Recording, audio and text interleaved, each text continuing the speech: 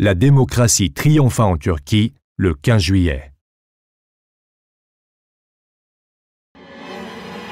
Dans la soirée du 15 juillet, les membres d'un groupe terroriste armé, infiltrés au sein des forces armées turques, liés à l'organisation terroriste güleniste FETÖ, menée par Fethullah Gülen, tentèrent d'organiser un coup d'État en Turquie, mais cette tentative de coup échoua grâce à l'attitude et la posture déterminante de Monsieur le Président et de Monsieur le Premier ministre de la Turquie. Ainsi, la démocratie triompha en Turquie. Que se passa-t-il le 15 juillet?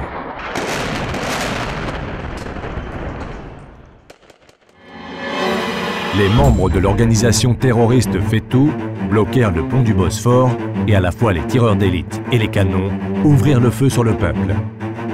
Ils attaquèrent un hôtel à Marmaris où Monsieur le Président y séjournait pour ses congés. Les terroristes bombardèrent le Parlement turc 4 fois. Ils bombardèrent le complexe présidentiel.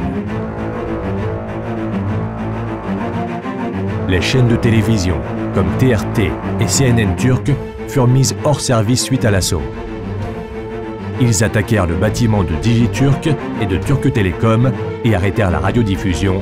Ils attaquèrent également les locaux du satellite Turksat.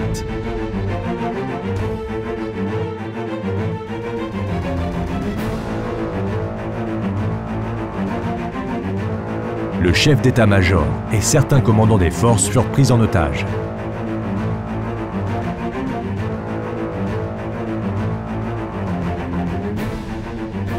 Ils attaquèrent MIT. Ils attaquèrent la direction de la sécurité d'Ankara.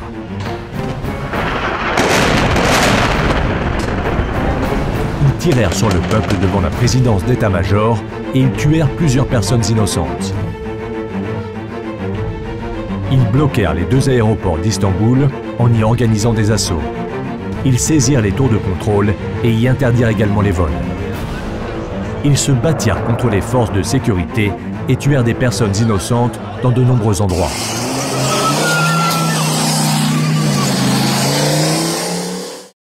Comment la tentative de coup d'État fut empêchée? Les habitants sortirent dans les rues afin de résister au coup d'État.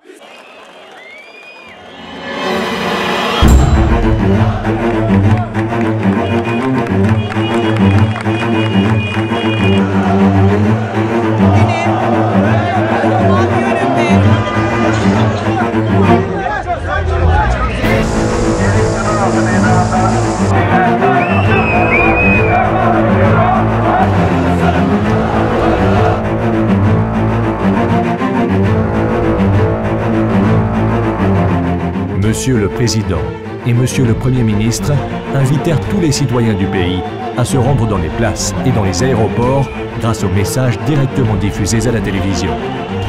Doğrusu bir kalkışma ihtimali üzerinde duruyoruz. Belli ki emir komuta zinciri olmadan asker içerisindeki bazı kişilerin kanunsuz bir eylemi söz konusu. Bu gelişme gerçekten silahlı kuvvetlerimizin içerisindeki bir azınlığın ne yazık ki kalkınma hareketidir. Milletimizi illerimizin meydanlarına davet ediyorum, havalimanlarına davet ediyorum ve milletçe meydanlarda, havalimanında toplanalım ve bunların o azınlık grubu tanklarıyla, toplarıyla gelsinler, ne yapacaklarsa halka orada yapsınlar. Halkın gücünün üstünde bir güç ben tanımadım bugüne kadar. Hepimiz tek vücut olarak demokrasinin yanındayız. Les dirigeants des partis d'opposition donnèrent des messages contre le coup d'État. Sadece CHP'lilerin, sadece AKP'lilerin veya MHP'lilerin değil, bütün vatandaşlar olarak hepimizin ortak görevi. Askeri darbe girişimi hamdolsun başarıya ulaşamamıştır. Meclisimizde bulunan tüm siyasi parti gruplarının darbe girişimine ortak bir tavır ve ortak bir dille karşı durmaları tarihidir, değerlidir, tarihe geçecek.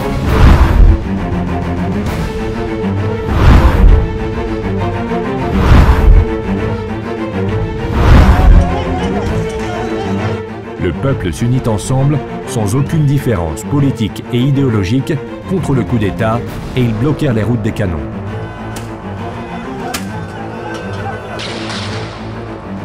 Les forces armées turques résistèrent contre le coup d'État avec son haut échelon de commandement.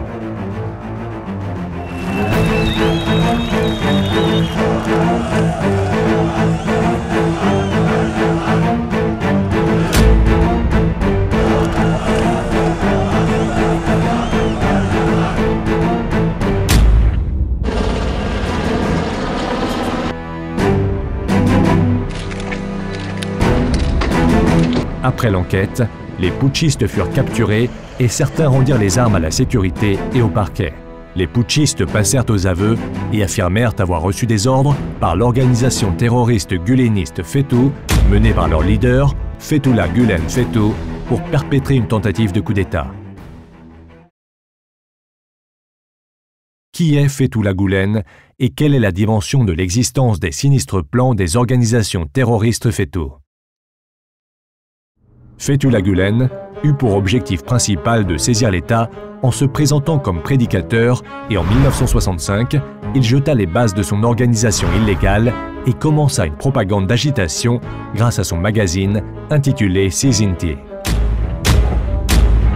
Dans les années suivantes, en établissant d'étroites relations avec le pouvoir politique, en particulier avec les forces armées turques et les institutions publiques comme la police, la justice et l'éducation, il s'infiltra dans l'ensemble des institutions et il plaça son personnel à des postes à responsabilité.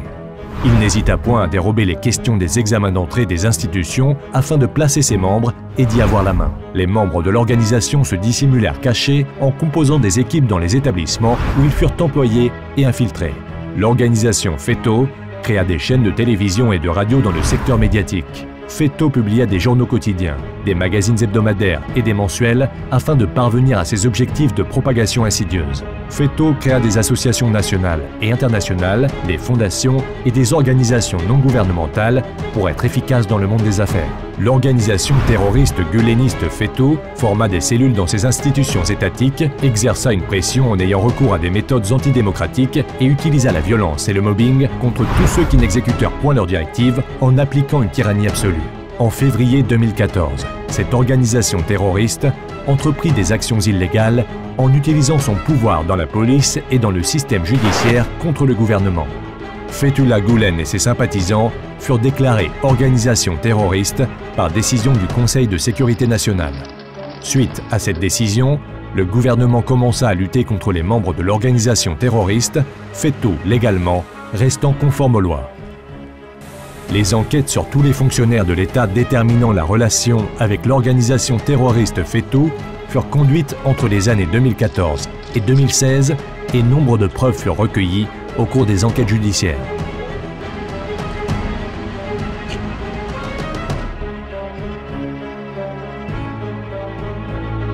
Les membres de l'organisation terroriste FETÖ, groupuscule de putschistes, traîtres infiltrés au sein des forces armées turques, réalisèrent leur dernière attaque le 15 juillet 2016.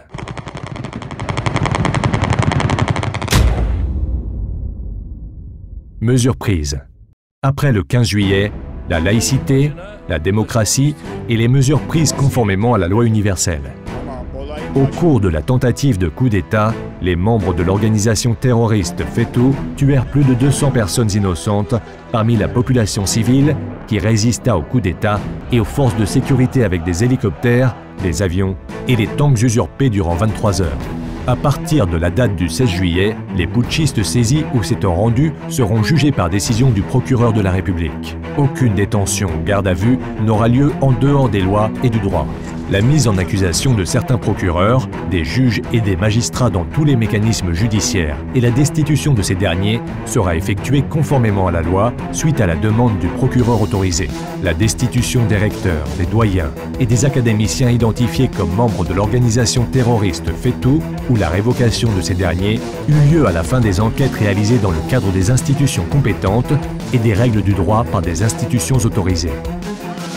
Les établissements d'enseignement privés étant sous contrôle de l'organisation terroriste FETÖ et constituant en même temps une grande partie des sources de revenus de l'organisation furent transférés au ministère de l'Éducation et furent réouverts pour le service public. Ces mises en application furent exécutées conformément aux lois.